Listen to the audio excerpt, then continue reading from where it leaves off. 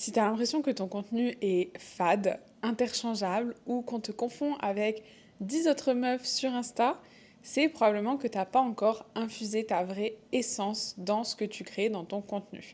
Mais t'inquiète pas, on va y remédier ensemble aujourd'hui du coup.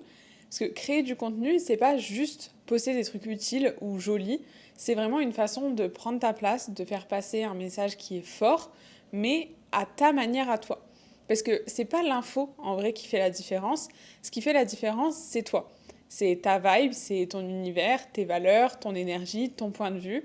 Et du coup, dans cette vidéo, je vais te montrer comment infuser tout ça, comment infuser ta personal brand dans ton contenu pour créer justement une présence unique, remarquable et mémorable.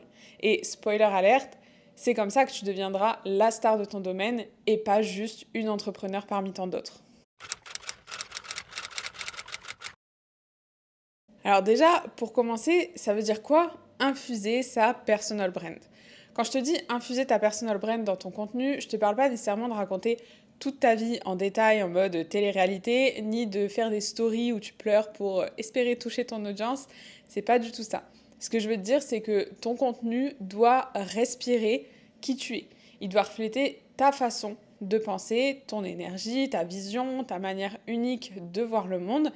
Et même si tu parles d'un sujet que 300 autres personnes ont déjà traité, c'est pas grave et c'est même normal, j'ai envie de te dire.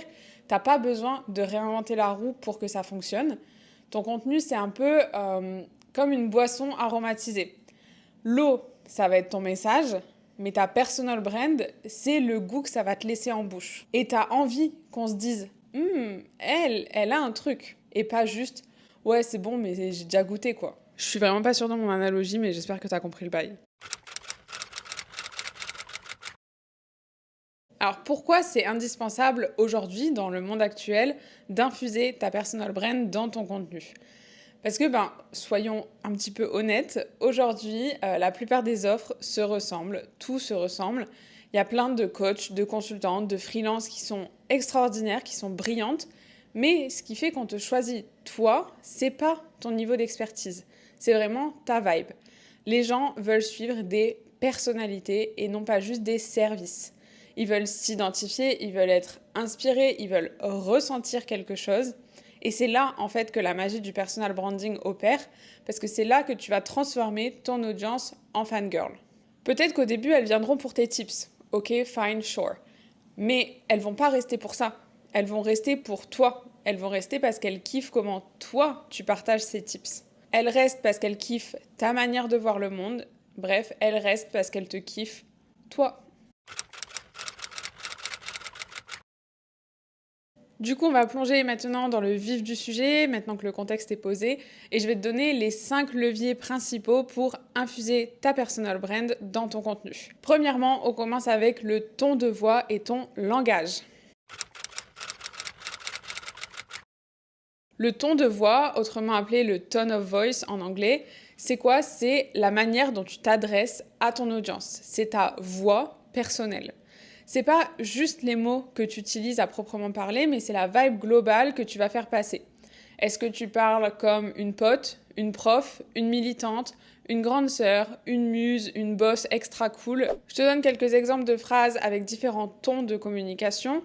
Donc par exemple, si tu veux être franche et directe, par exemple moi, tu peux dire « Bon, t'es pas là pour faire beau, t'es là pour briller ». Ça, c'est franc et direct. Si tu veux plutôt être dans la vibe poétique, inspirant, tu pourrais dire « Chaque femme porte une étincelle en elle, ton contenu est l'allumette à cette étincelle ». Si tu veux un style un peu plus drôle et décalé, tu pourrais dire « Non mais si ton feed ressemble à une notice Ikea, c'est normal que personne capte ta vibe en fait ». Ou si tu veux un ton bienveillant et maternel, tu pourrais dire « Tu fais déjà de ton mieux et c'est déjà énorme ». Alors comment on infuse justement ton tone of voice dans ton contenu ? Premièrement, tu vas utiliser des expressions que tu utilises naturellement dans la vraie vie. Et tu vas bannir celles que tu détestes aussi. Par exemple, moi, je vais jamais dire salut ou coucou pour saluer les gens. Je vais toujours dire hello. Parce que même dans la vraie vie, je dis hello à tout le monde. Tu m'entendras jamais dire coucou les filles, parce que c'est vraiment pas moi. Dans la même veine, je te conseille d'écrire comme tu parles IRL. C'est-à-dire que par exemple, moi quand je parle IRL, je vais pas utiliser la négation. Je vais pas dire je ne veux pas, je vais dire je veux pas. Et dans mes contenus, je vais écrire je veux pas. Je vais laisser tomber le petit nœud de la négation pour écrire dans mon contenu comme je parlerai dans la vraie vie. Par rapport à ton ton de communication, il faut que tu sois cohérente dans absolument tous tes supports, partout, d'où l'intérêt d'écrire comme tu parlerais naturellement. Que ce soit du coup dans tes légendes d'Instagram, dans tes emails, dans tes vidéos, sur ton site internet, dans tes DM, peu importe, il faut que ton ton soit cohérent partout. Pourquoi c'est super important la cohérence, et ça vaut pour tout, pas seulement pour le ton de communication, c'est parce que la cohérence, ça mène à la confiance. S'il n'y a pas de cohérence, on ne fait pas confiance. Et s'il n'y a pas de confiance, il n'y a pas de vente derrière. Si on ne fait pas confiance, on n'achète pas. Dernier petit tips du coup pour ton tone of voice, tu peux chercher des répliques signatures, entre guillemets, qu'on va associer à toi à force de répétition. Par exemple, moi je répète tout le temps « deviens la star de ton domaine ». C'est ma baseline, c'est ma phrase signature, on va dire. Et du coup, tu n'auras pas un seul contenu, que ce soit YouTube, podcast, Instagram, etc., où je ne vais pas avoir cette phrase dans mon contenu. Pour pouvoir mettre ça en place, je te conseille un petit truc. Fais un glossaire avec les expressions que tu utilises souvent, les mots que tu refuses d'utiliser, genre, je sais pas, booster le CA ou coucou les filles, comme je viens de te dire, et la vibe aussi que tu veux que les gens ressentent quand ils te lisent ou quand ils t'écoutent. T'as le droit d'être franche, t'as le droit d'être douce, t'as le droit d'être piquante, t'as le droit d'être drôle, t'as le droit d'être poétique. Bref, t'as le droit d'être tout ce que tu veux du moment que c'est toi et que c'est authentique. Perso, moi je parle cash, je suis bienveillante mais sans chichi. Et mes clientes, elles viennent aussi pour ça. Je suis leur BFF en mode salon de thé, en mode coworking session. Mais du coup, je leur dis des choses qu'elles ont besoin d'entendre, qu'elles n'ont pas forcément envie d'entendre. Mais je le fais sous fond de bienveillance, bien sûr, pour les aider. Mais je vais dire les choses quand même quand il faut. Deuxième levier pour infuser ta personal brand dans ton contenu, c'est bien sûr l'univers visuel. L'univers visuel, c'est quoi? C'est l'identité visuelle de ta marque, mais pas au sens rigide, en mode logo, brand book, etc. Ça va être plutôt le mood esthétique que tu renvoies dans tous tes contenus et surtout, encore une fois, la cohérence émotionnelle qui s'en dégage. Pose-toi la question, est-ce que ton contenu actuellement, il reflète ton mood, ton lifestyle, ton énergie? Ou est-ce que c'est un template Canva qui a été vu et revu 72 milliards de fois? Dis-toi bien que ta DA, ta direction artistique, elle doit faire ressentir quelque chose à ton audience. L'univers visuel, c'est très très subjectif, mais sache qu'il faut que tous les choix que tu fais soient justifiés. Alors, quelques petites pistes pour t'aider à définir ton univers visuel. Premièrement, tu vas créer un mood board d'émotions et de références visuelles. Pinterest est ta meilleure amie. Tu vas devoir choisir une palette de couleurs et de styles graphiques. Les styles graphiques, j'entends les typos, les symboles, les textures, etc. Et tout ça doit refléter ta personnalité, bien entendu.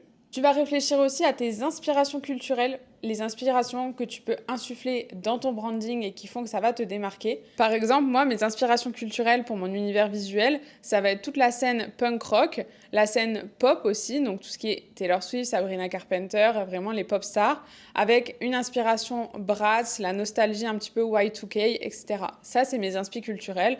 À toi de trouver les tiennes. Je voudrais vraiment que tu retiennes que ça doit partir de toi et faut arrêter de chercher à t'adapter à une esthétique qui est à la mode, aux tendances, si ça te ressemble pas. Et comme je l'ai dit aussi pour le ton de communication, mais ça vaut pour absolument tout dans le personal branding, recycle. T'as pas besoin de tout refaire à chaque fois, t'as pas besoin de réinventer la roue à chaque fois. Au contraire, devenir mémorable, ça vient de la répétition. Ton premier petit exercice pour faire un peu l'état des lieux de ton univers visuel, ça va être de faire une capture d'écran de ton feed Instagram, de prendre un peu de recul et de te demander, est-ce qu'on ressent ma vibe rien qu'en scrollant? Est-ce que ça pourrait être le feed de n'importe qui d'autre? C'est super important parce que, encore une fois, ton feed, tes vidéos, tout ton contenu, ça doit incarner ton monde intérieur, ça doit offrir une expérience visuelle immersive pour les personnes qui te suivent. On arrive au troisième levier pour insuffler ta personal brand dans ton contenu, c'est tes valeurs et tes convictions. Alors tes valeurs et tes convictions, c'est quoi? C'est ce que tu choisis de raconter, ce que tu choisis de mettre en lumière, ce que tu dénonces, ce que tu veux transformer chez ton audience. C'est en gros l'idée derrière le contenu, le regard unique que toi tu portes sur le monde. Pose-toi la question, tu choisis de parler de quoi? Et surtout, comment tu le fais? Comment tu l'abordes? Est-ce que tu prends position sur certains sujets? Est-ce que tu remets en question des normes? Est-ce que tu cherches à briser les règles, à aller à l'encontre du status quo? Est-ce que tu assumes pleinement ta vision, tes ambitions et tes convictions?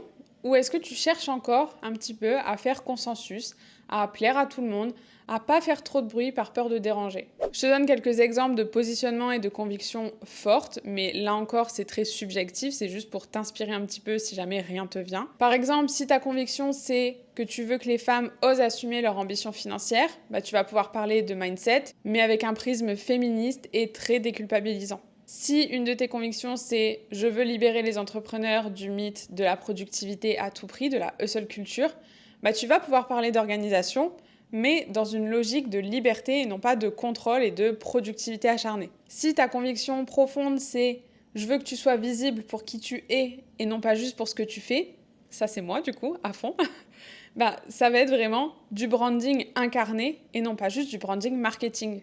Alors concrètement, comment t'infuses tes valeurs et tes convictions dans ton contenu ? Premièrement, tu vas répéter ton message clé, même avec des formes différentes, sous des angles différents, mais ça reste toujours le même message de fond. Tu vas pouvoir utiliser aussi des métaphores ou des comparaisons qui sont propres à toi. Par exemple, moi, dans mon univers, je fais toujours le parallèle avec l'univers de la scène, des concerts, etc. Donc, je vais utiliser les métaphores de la fan culture, d'être une star, de briller sous les spotlights, tout ça. Ensuite, il faut arrêter que tu cherches à plaire à tout le monde. Il faut vraiment assumer ta vision, tes ambitions et tes opinions. Et comme je l'ai dit au début, c'est ok de faire des contenus sur des sujets qui ont déjà été traités par d'autres personnes, c'est normal. Mais en fait, ce qui va te différencier, c'est l'angle que toi, tu vas prendre pour aborder ce sujet. Ton petit exercice pour commencer à infuser tes valeurs et tes convictions dans ton contenu, je voudrais que tu fasses une liste de tes micro-combats ou de tes combats que tu portes dans ton quotidien pro et perso. Ça, c'est vraiment des pépites pour des contenus qui sont hyper identitaires. Assumer haut et fort ce qui te tient à cœur et ce en quoi tu crois, ça, c'est vraiment ça qui va te rendre unique. Encore une fois, on ne te suit pas juste pour ce que tu dis, mais aussi pour la manière dont tu le dis. Quatrième levier pour infuser ta personal brand dans ton contenu, ça va être tes kiffs et tes références perso. Alors c'est quoi ? C'est tout simplement tout ce que tu kiffes et qui te rend humaine, attachante, reconnaissable. C'est ta culture, c'est ton lifestyle, c'est ton background, c'est ton humour, c'est tes rêves. Bref, c'est tout ce qui crée en fait l'identification émotionnelle au-delà de ton expertise. Par exemple, tu peux faire un parallèle entre le personal branding et Rihanna qui vend du make-up, mais en fait elle vend un lifestyle de queen. Tu peux raconter une de tes galères Tinder qui t'a appris un truc sur la relation client. Tu peux montrer tes playlists que t'écoutes quand tu prépares un lancement. Tu peux faire un lien entre ton envie d'avoir un gros tatouage et l'audace d'être visible sur Insta. En fait, pour ça, il faut vraiment que tu ajoutes une touche perso dans chacun de tes contenus, que ce soit une expérience, une anecdote, une rêve pop culture, un mème, peu importe. Il faut que tu t'autorises aussi à parler des coulisses et non pas juste du résultat de ton taf. N'hésite pas à montrer les behind the scenes. Pour ça, tu peux notamment utiliser les stories comme un peu une safe place pour du contenu un peu plus intimiste. Et si jamais tu suis les trends, adapte les trends à ton univers. Arrête de suivre bêtement tout ce qui buzz sur TikTok, mais demande-toi ok, comment je peux m'approprier cette tendance ? Mon petit exercice pour cette partie, c'est que je vais te demander de faire une liste de 10 choses random, entre guillemets, que t'aimes. Ça peut être des films, des boissons, des habitudes, de la musique, des fringues, peu importe. Et demande-toi comment tu pourrais en tirer un message de fond à glisser dans ton contenu. Aussi, tu peux commencer à montrer ce que tu kiffes. Par exemple, les tatous, les concerts auxquels tu vas, les séries que tu mates, les mèmes qui te font marrer, les stars que t'aimes. Bref, c'est tous ces détails en fait qui vont construire ton univers et c'est ça qui va donner un relief en fait, une vraie profondeur émotionnelle à ton univers. Et crois-moi, c'est souvent ça qui crée le lien très fort avec ton audience. Les gens, ils veulent connecter avec une personne entière et non pas juste une experte qui a des compétences. Je voudrais vraiment que tu arrêtes de te définir uniquement par ton expertise ou ton métier. Je veux que tu t'autorises à être toi-même à 100%, même dans ton business. Et pour terminer, notre 5e levier pour infuser ta personal brand dans ton contenu, c'est ton émotion et ton énergie. C'est ce qu'on va ressentir quand on consomme ton contenu.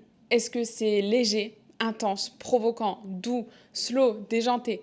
Est-ce qu'on sort d'une de tes vidéos en étant reboostée, inspirée, challengée, confiante ? Ça, il faut que tu définisses en fait à chaque contenu ce que tu veux transmettre à ton audience en termes d'énergie et d'émotionnel. Ton énergie, c'est ça qui va créer un lien, une ambiance et une sensation d'appartenance. Par exemple, si tu parles de branding avec une énergie de révélation, les gens vont se sentir empowered. Si tu parles d'audace avec un ton plus tendre et plus safe, les gens vont se sentir accueillis. Si tu fais une vidéo punchy, montage rapide, avec des cuts et une musique dynamique, ça va motiver, ça va réveiller les gens. À l'inverse, tu fais un podcast en mode slow voice, chill, ça va apaiser et ça va connecter en profondeur. Donc je voudrais que tu choisisses ta vibe de façon intentionnelle selon le message que tu veux faire passer. N'hésite pas vraiment à laisser place à l'émotion dans tes contenus et non pas juste la performance ou l'information. Un travail de fond aussi que tu peux faire, même si c'est pas facile, c'est de travailler ton expression non verbale, donc bien regarder la caméra, ton intonation,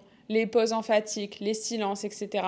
Et du coup, dans ton contenu, tu peux aussi ajouter du son ou des visuels qui soutiennent l'ambiance que tu veux dégager, que ce soit dans la musique, dans les b-rolls pour les vidéos, dans les typos, dans les symboles, etc. Le dernier petit exercice pour toi, du coup, ça va être de demander à ton audience, quand tu consommes mon contenu, qu'est-ce que tu ressens? Ça te donnera du coup des pistes sur ton énergie naturelle et sur celle que tu veux amplifier. L'énergie que tu dégages, c'est vraiment ça qui va faire qu'on a envie de rester dans ton monde. Et ça se cultive en fait. Ton contenu, c'est pas juste un truc à poster pour faire joli ou parce que tu sais qu'il vaut mieux rester actif pour l'algorithme.